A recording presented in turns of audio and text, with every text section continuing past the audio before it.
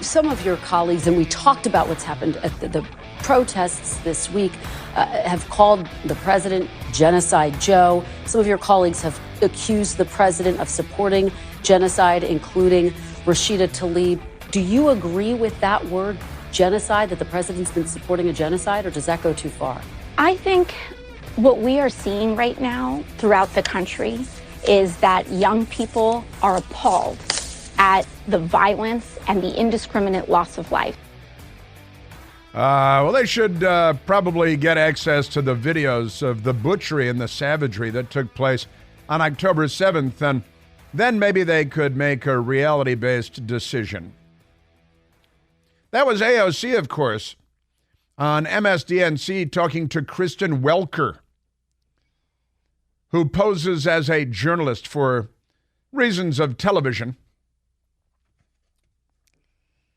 Well, happy Monday to you and welcome back.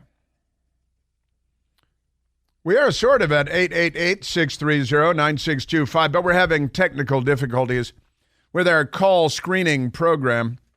I blame the NSA. I don't really. Besides, our CIA director is over in the region trying to negotiate for peace between the troglodytes and the civilized people of Israel. And that's because our Secretary of State is a complete failure. He's our chief diplomat. And I guess he wandered around there for a while, bumping into things, and then he left. Where is he? I saw he was in Africa last week talking to people in Africa, not getting anything done there either. Pretty remarkable stuff. All right, I've got a lot to share with you today, and difficulties, complications, technical difficulties with the telephones here on the program. And Jasmine is on the phones today, and she's the champion. She's the champion of all time. But we've got these issues, so we're trying to sort through that. Never mind us. Let's get to the news, because there is a lot to talk about, and the Democrats are driving most of it. The Democrats and the jihadis. Really, if you put together the Democrats and the jihadis, everything comes together quite nicely. So we've got a lot of crazy. Let's get to Nanny Pelosi. Just talking about Nanny Pelosi a few minutes ago. She was on the television with her pal Dana Bash. And Nancy Pelosi, who is very, very deft at trading on the stock market. I don't know if you're aware of this. You see her the other day, we learned that she pulled in $500,000 over, what was it, a 2 or 3 month period from an investment that she went in on that maybe only members of Congress would be aware of, but that's okay. $500,000. Her husband is a big Wall Street guy, Hammerhead Pelosi, Paul Pelosi, and he's a big stock market guy. They're very, very wealthy. Vineyards, private planes, although she prefers the government plane to fly her back and forth when she was Speaker of the House. But never mind that. Let's get to Dana Bash now. Keep in mind, Dana Bash's ex-husband now, Jeremy Bash. He was an Obama campaign operative, and then he was given a fake job at the CIA as a paper pusher, chief of staff or something to the Democrat appointee. Was it John Brennan, penitentiary face Brennan, that he was chief of staff to, the Communist Party voter? But he's one of the guys, Dana Bash's ex-husband, that signed on to that felonious 51 document, lying to all of us that the Hunter Biden laptop reporting looked like Russian disinformation. It's all a circle fest and a hot tub, the Democrat Party and the permanent bureaucracy, and then, of course, the news media. It's musical chairs, but with beds. It's kind of musical beds. So let's go to Dana Bash talking to Nanny Pelosi, who's no longer the Speaker of the House, for the time being. And Nanny Pelosi talking about she's asked, hey, lots of people are out in the street chanting, Genocide Joe, Genocide Joe, Joe, you're committing genocide, because the Israelis are defending themselves against an actual genocidal radical Islamic army that is dedicated to the total destruction of the state of Israel. Their name is Hamas. Total destruction of the state of Israel is in their charter.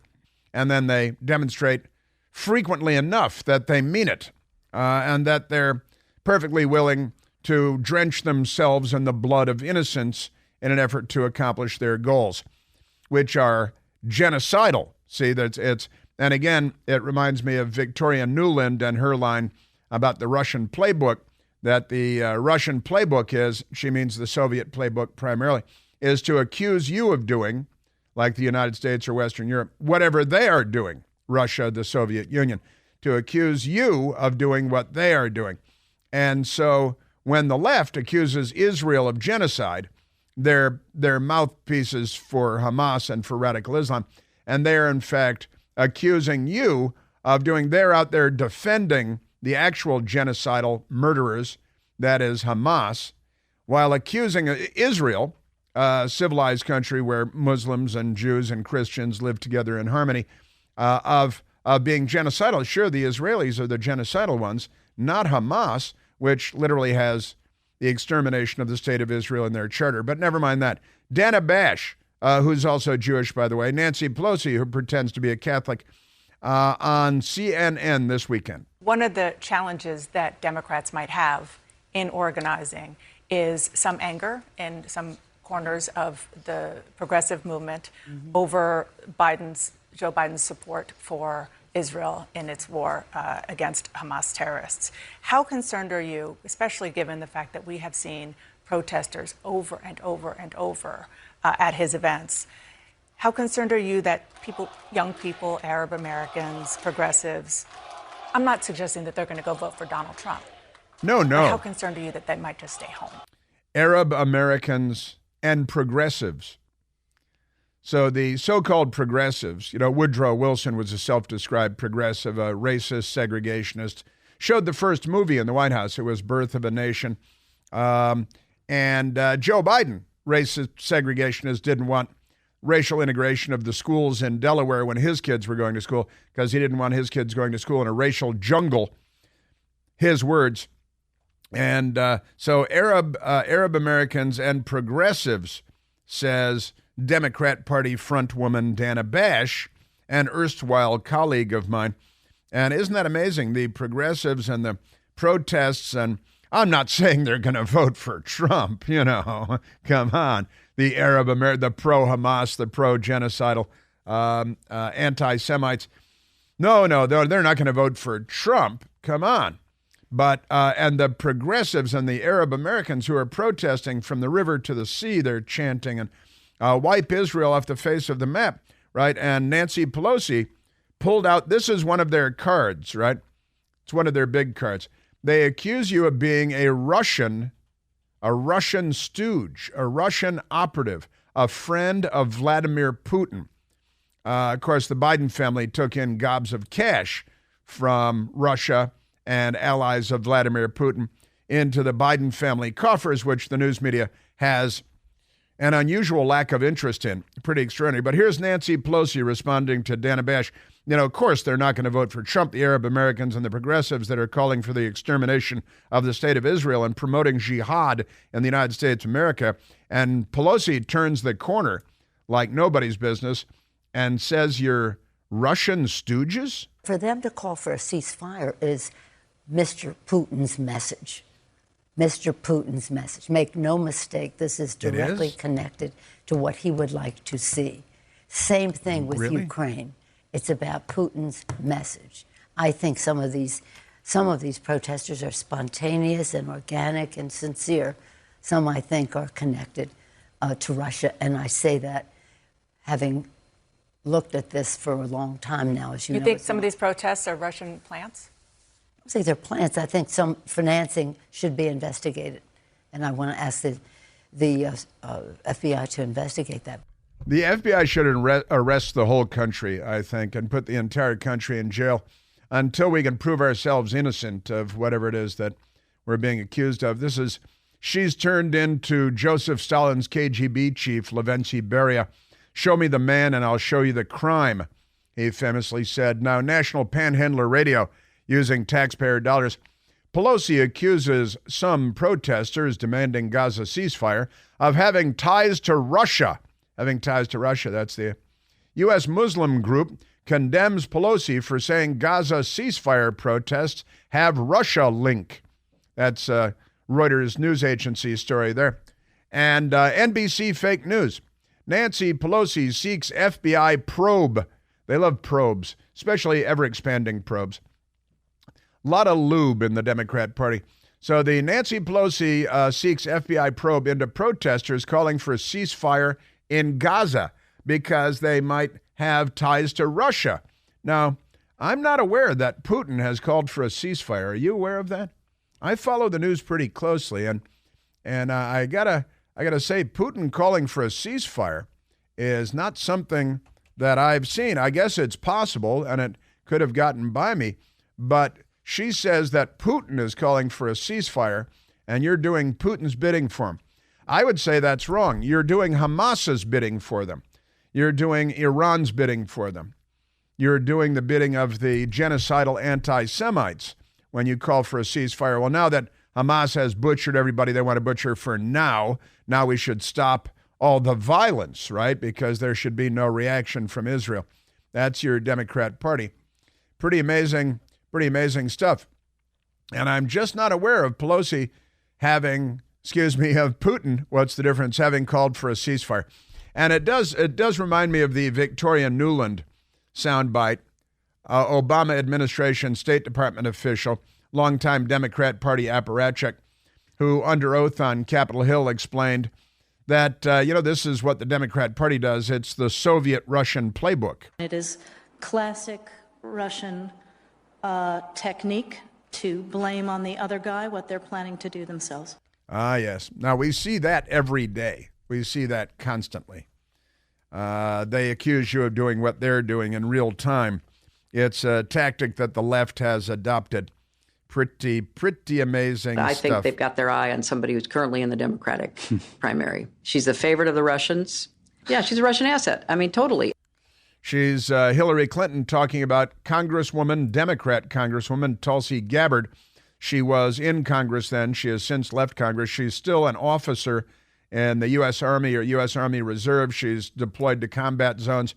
And Hillary Clinton accused her of being a Russian asset to on a podcast to an Obama administration official who was snorting and chortling and giggling. This is an amazing time in American politics. There is no doubt about that. Let me tell you. Now, there are other issues. Let's go. Do you think we have a phone call to go to? Yeah, you think we do?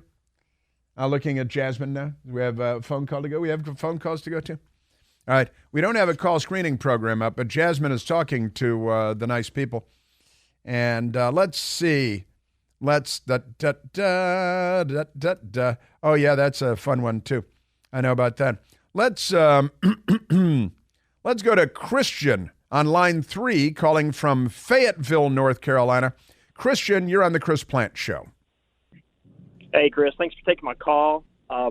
Just calling about us being attacked again and again and again by Iran in their proxy war. Mm-hmm. And it just really makes me livid that our response is that we don't want a war with Iran. I mean, how weak is that? I mean, does that really make them shake their boots when they hear that from the biggest country in the world, or most powerful anyway? No, it makes us seem weak because we are. We have weak leadership, and the response to us being attacked is that we don't want war. We should, before we said anything, we should have responded. So that's, and also for Kirby, the spokesman, to make it seem like this is a crime, which it is a crime, but it's more of war. Like, we're going to convict them. We're going to find out who did this, and we're going to get them. Like, the ones who pulled the bullet or pulled the trigger is the problem.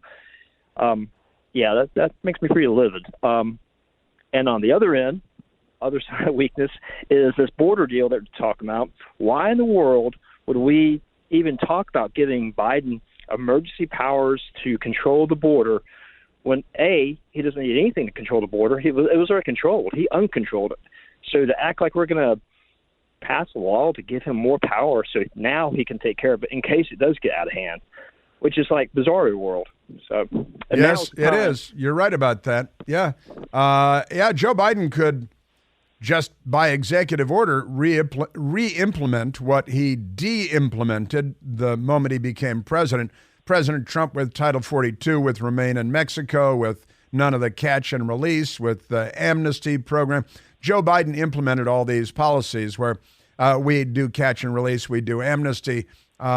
We don't have the remain in Mexico to apply for asylum thing anymore, which President Trump implemented. President Trump had complete control over our southern border, or near complete control over our southern border. And Joe Biden blew all of that up because, Christian, he's not a liberal, he's the left. And he's a sock puppet for the left. He has no idea what's going on around him most of the time. I don't think he knows what month it is most of the time. But he is, you're absolutely right. You're right on Iran. And when the chairman of the Joint Chiefs of Staff, C.Q. Brown, he is saying, well, whoa, what do they want? A broader war? Well, I'm sorry, you're the chief military officer. You're not the Secretary of State. You're not supposed to be toning things down. You're supposed to be saluting smartly and standing by for orders from the commander-in-chief in matters of war, and you're supposed to give advice, not talking to Martha Raddatz saying, what do they want? A broader war? Well, there's already a broader war, and there wasn't a war at all when Donald Trump was in the White House, because you have peace through strength, and you have war through weakness. I got it. What has happened to our country, our military, our diplomacy, we are an empty shell of the country we were just a few years ago. Hey, it's Chris Plant, excited to tell you about our July 2024 Listener Sea Cruise. We'll be sailing around the British Isles, visiting Scotland and Ireland. Please join us. Visit ChrisPlantCruise.com. All right, we're trying to work our way around and through the call screening issues that we're having today. An interesting conundrum, to be sure. Michael, let's go to another phone call, because I wanted to talk about this anyway, and I see what it's talk about. Let's go to Rick on line 2, calling from Elmwood Park, New Jersey. Ricardo, you're on the Chris Plant Show. How you doing, Chris? Hey, good. How about you? The climate commies are at it again. Yeah. They attacked the Mona Lisa. Yeah. And these people are really, really dumb because they don't know anything about Earth history or science. Yeah, I assume that's true. Well, they attacked the Mona Lisa in La Louvre. It used to be a palace. Now it's a big art museum. And all the great buildings in Europe were built by the monarchies. But pay no attention to that.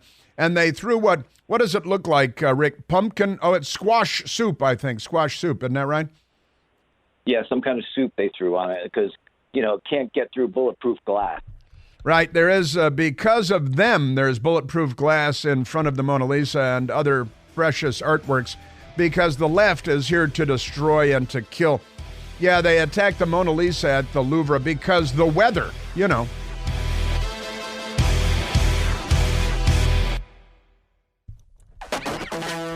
Snoop Dogg is now on Team Trump. He's Snoop Dogg.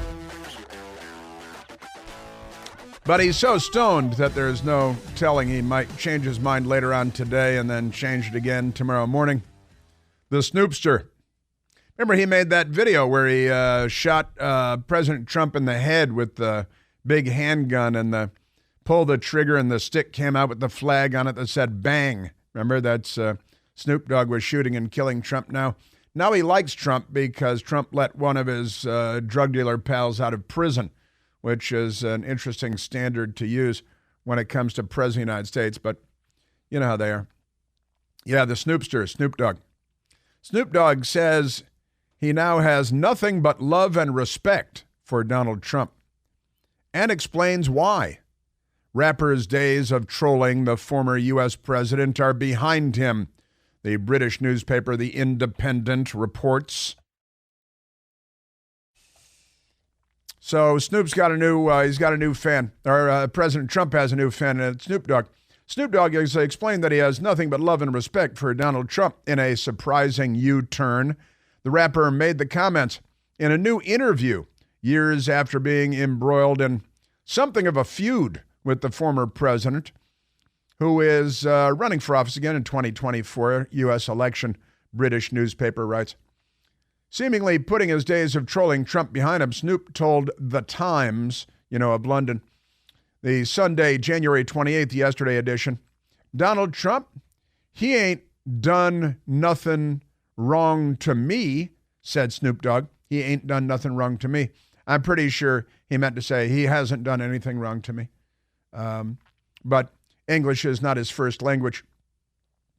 It's his only language, of course. There are no other languages. It's just barely there with the English thing. He's done only great things from me, said Snoop Dogg. The rapper then said he specifically referred to the time that President Trump pardoned Michael Harris. He pardoned Michael Harris, co-founder of Snoop Dogg's record label, Death Row. Death Row is the name of the record label. Yet, who could have guessed? You create a record label called Death Row and you end up in prison. That's hard to imagine, isn't it? He was in prison for drug offenses. And Snoop said, so I have nothing but love and respect for Donald Trump. Sure. You should campaign with him and use some of your excellent music. Just kidding. It's not really excellent music. Prior to this admission, Snoop Dogg had reportedly taken aim at Trump and his controversial views in 2017, provoking a reaction from the former president after releasing a music video for Lavender featuring Bad, Bad, Not Good. That's the name of the thing there. And video showed him aiming a gun and at a clown dressed like Donald Trump, which then he pulled the trigger to reveal a flag that popped out with the word bang because, keeping it real. Speaking of which, 12 people shot in Chicago over the weekend, 2 killed, both teenagers. Kind of a slow weekend for Chicago because Democrats shoot a lot of people. That's one of the things about Democrats. They shoot an awful lot of people, isn't it? And there's such crime. The Democrat Party is a crime wave. Any place you have a lot of Democrats, you have a crime wave. 930 some odd carjackings in Washington, D.C. last year were only 61 square miles. How many carjackings is that per square mile? A whole bunch. I'd have to whip out my Bomar calculator. But there's more crime news from the Democrats because they love crime. Vote for Democrats, more crime follows. That's how that works. Here is the New York Post. San Francisco. You've heard about them. They've got department stores fleeing and leaving the flagship Whole Foods store left downtown San Francisco. They got, Salesforce, the big company. They fled. A lot of companies fleeing because the crime and the junkies and the human waste and the dead people laying all over the sidewalks and the spent hypodermic needles and everything else. The mentally ill people that attack you in your home and hit you over the head with a hammer, which happened to Nancy Pelosi's husband, Paul Pelosi. And here it is now. San Francisco toy store, Jeffrey's Toys, which was the inspiration for the movie Toy Story.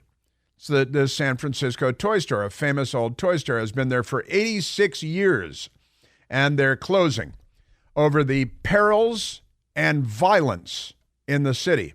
That's what they have declared. It's the perils for the customers, for the employees, for everybody. Coming there is too dangerous. So after 86 years, the toy store is going out of business. It was there when Steve McQueen was driving a Mustang fastback around the city of San Francisco, chasing a black Charger. It's been there for a long, long time. Iconic San Francisco toy store that inspired Toy Story, closing after 86 years over perils and violence in cities downtown. The San Francisco's oldest toy store, which inspired Pixar's classic Toy Story, and it's a series of movies, I think, right? You've got a kid. It's more than one movie. Is permanently shutting its doors after nearly a century in business within the city's widespread crime and violence problem, playing a significant factor. I would say being a significant factor or playing a significant role, but that's me. English is my first language. Jeffrey's Toys broke the news on Friday that it will be closing up shop at the end of February, marking the end of an iconic 86-year run. The store has been struggling for a number of years due to the perils and violence of the downtown environment, inflation, the decrease in consumer spending. But everything is great. I saw on CNN that the economy is greater than ever and going gangbusters. And if you don't realize it, it's because you're too dumb to know how great Joe Biden is and how great the economy is. But here it is. They say the inflation, decreased consumer spending, the demise of retail across the world, said attorney Ken Sterling to the San Francisco Chronicle.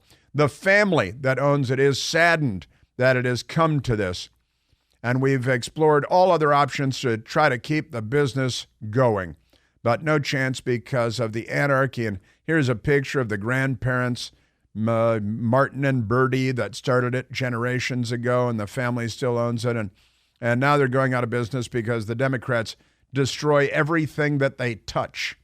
One of the world's great cities, San Francisco, California, and they have demolished it. They've destroyed it. It's absolutely appalling. Now let's go across the bay to Oakland, California. Blue Cross Blue Shield headquarters tells employees to stay inside for lunch and arranges rides for workers, I would say employees, as Oakland's surging crime threatens basic services. Now, Blue Shield and Kaiser Permanente, they brought in new safety measures for workers. They call them workers, I call them employees, included providing lifts, a car ride, to get to the office, and telling people to eat lunch on site because it's too dangerous to walk out the building. They have their headquarters in Oakland. That was pretty stupid. The move comes after the city saw a 21% increase in violent crime last year. But I saw that the Biden FBI told us that everything is getting better and crime is down. So how can that be? That doesn't make any sense, does it? So in Oakland, they're telling people to have their lunch delivered, their food delivered. Don't set foot outside the building because you may be killed, is what it comes down to. Because Democrats, so many Democrats are criminals that you're just not safe to walk out the door in Oakland, California, or in San Francisco. And businesses can't stay in business. Fox Channel 2 out there, Kaiser to Oakland workers, stay inside for work and lunch because crime and mayhem and muggings and shootings, and this is your Democrat Party. It's what they're doing with everything that they touch. They destroy it. They're not liberals. They're the left. Just saying. Your Democrat Party. Here is another Democrat Party story, and kind of melding the Middle East war and the anti-Semitism and the crime and everything else. I told you last week that Harvard had named a new head. They created a panel on anti-Semitism because it's so rampant at Harvard University. And they announced the new head of their anti-Semitism task force. And we learned almost immediately they didn't bother to check. They didn't Google the guy or something. It turns out the guy has a history of anti-Semitism and saying incredibly anti-Semitic anti-Jewish things. And they made him the head of the anti-Semitism task force at Harvard with no sense of irony whatsoever.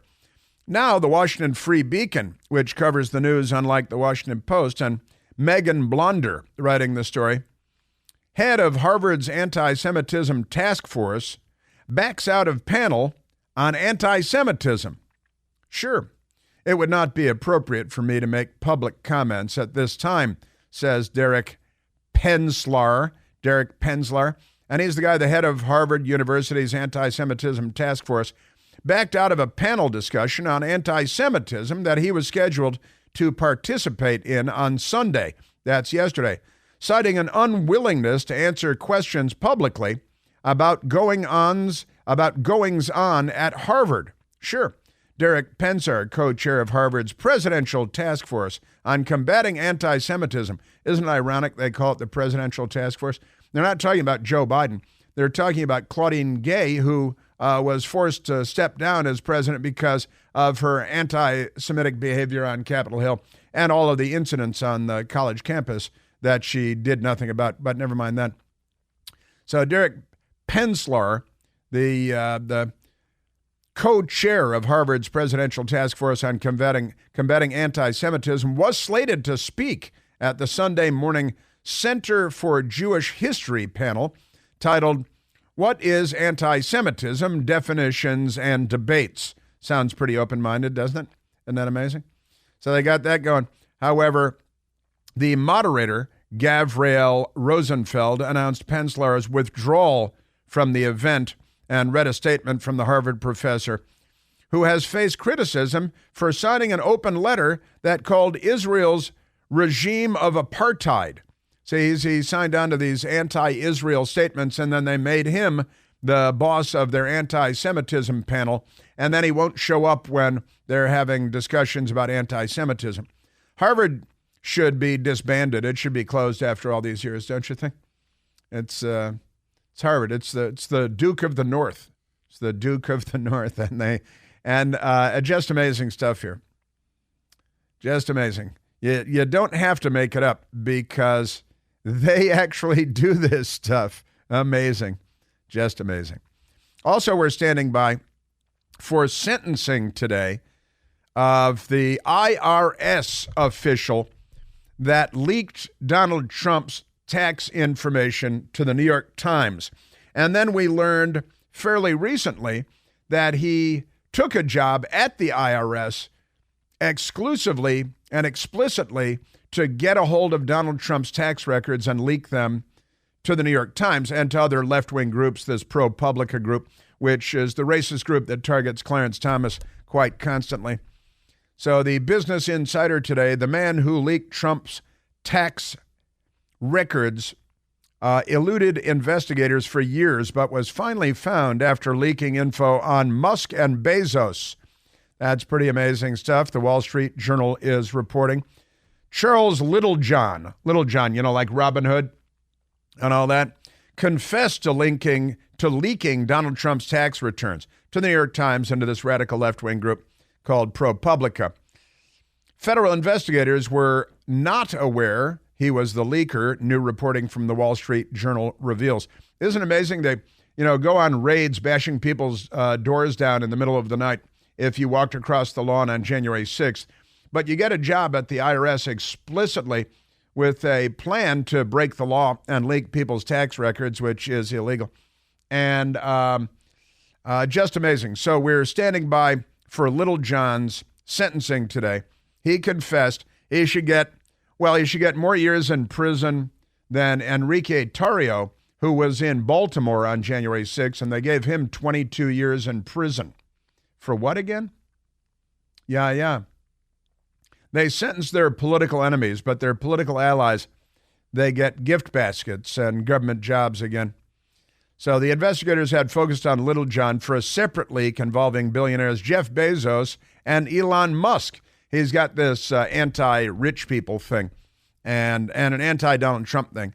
And we're standing by for his sentencing. He pleaded guilty in October, and we should, perhaps while we're on the air, get word as to the sentencing. I'm expecting maybe probation and a steak dinner at Charlie Palmer's might be his sentencing. We'll have to see what happens there. But I'm not expecting much because I've been paying attention for a long time now. We've got a very corrupt system. He intentionally, when he went out of his way, he got the job specifically and explicitly so he could leak Trump's tax records. But pay no attention to that. So we've got our ear to the ground on that. And Joe Biden tried to speak over the weekend, and he did the usual Joe Biden job of things. I've got that for you coming up as well. He's not a bright man. His brain, she's a broke. She's a no good. He's not up to the job of being president. Oh, and Megyn Kelly. Remember Megyn Kelly? I love Megyn Kelly, formerly of Fox News. She says she's got a scoop, skinny, on what the Democrat Party plan is going forward this year.